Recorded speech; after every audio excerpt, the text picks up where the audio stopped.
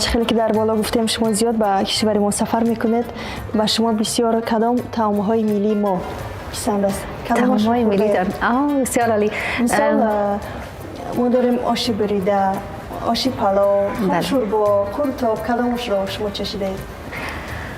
ما تنها تا حال چی خوردیم؟ آش تاجیکی که ما برنج میگیم، برنج تاجیکی. ما در بسیار یک جای میمان بودیم، پارسال آمده بودم. یک جای میمان بودیم که آقای میر مفتون هم بود، مایره جان هم بود. دعوت شده بودیم و در یک طبق بسیار کلان بر ما جالب بود. تمامش آش پلاو پر بود و ما اونجا دعوت شدیم. واقعا یک آش پلاو و فکرم زیاد خوشمزه بود. بسیار خوشمزه بود واقعا. شما از غذای افغانی شما چی را دوست داریم؟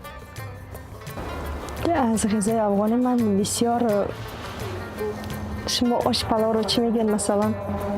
ما پلاو میگیم، برنج پلاو. آش افغانی برای من بسیار پسند است. بسیار عالی. خب منیژه جان، شما ما خود تاجیکستان آمدیم. راستی یک چیز یادم نره که ما قروتاب شنیدیم، ما فکر میکنیم که قروتاب تا حالا نخوردیم. از تاجیکستان در اینجا که آمدیم تا به حال از پیش خودت یک روز میخورم قروتاب. ان شاء الله من یگان روز در خانه قورتاب تیار میکنم، شما را دعوت میکنم، مهمانی خانه ما میشوید، بعد از دستور ما قورتاب میخورید.